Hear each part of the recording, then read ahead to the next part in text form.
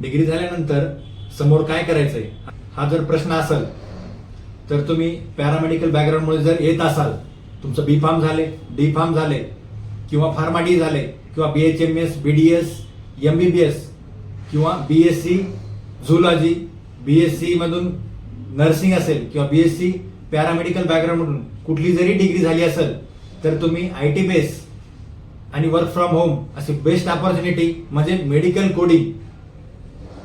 अधिक माहितीसाठी पहिले आपल्या चॅनलला फॉलो करा, खाली दिलेल्या नंबरवर कॉल करा. तुमच्यासाठी अतिशय बेस्ट असा मेडिकल कोडिंगचा कोर्स घेऊन येतोय, तेही एकदम रिझनेबल रेटमध्ये. अधिक माहितीसाठी खाली दिलेल्या नंबरवर कॉल करा, आपल्या चॅनलला फॉलो करा.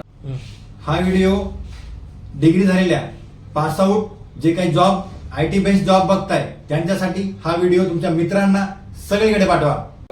धन्यवाद.